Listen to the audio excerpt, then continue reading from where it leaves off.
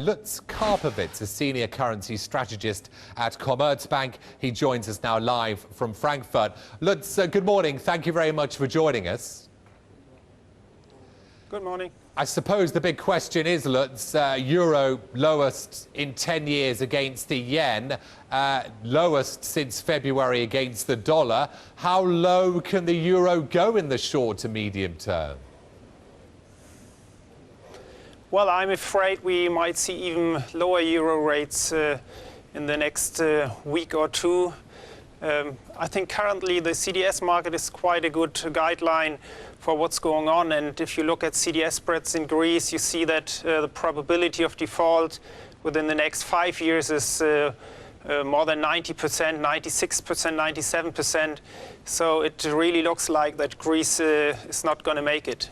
I mean, how much of that is priced into the euro? How much of a default is priced in right now? Well, I don't think it really is priced in. I mean, a good example is what we saw overnight when we had some speculation that Italy might get some help from Chinese investors. And that we saw quite a relief in euro-dollar. So it's, I mean, what the market does is always still hoping that there might be a solution, but I'm pretty pessimistic because also in Germany we see that support from German lawmakers is fading. We get very bad news out of Greece, like tax collectors and toll keepers striking for more money, which puts further pressure on the budget. So these are pretty bad news, and we're going to have the Troika from EU, ECB and IMF traveling to Greece tomorrow. So I don't think that they really were going to find a very different situation to what when they left a week and a half ago. So it really looks like that a default in Greece is getting more and more likely, but I don't think that the currency market is pricing this in completely. And if we do get that default either in the medium or short term, Lutz, what's the next stage of the game? Because, you know, many are looking to Italy right now, many are looking to Spain. What happens after that?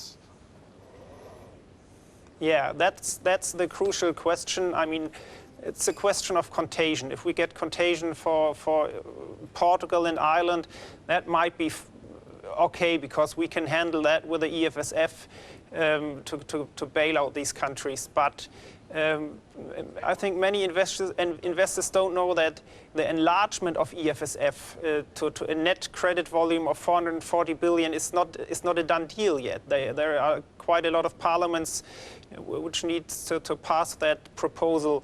And so if it comes to contagion within Italy and Spain, the euro might be really in deep trouble because we cannot bail out these countries. So if the euro's out of the question, Lutz, as an investment, where do we put our money? What's the currency trade to be in right now?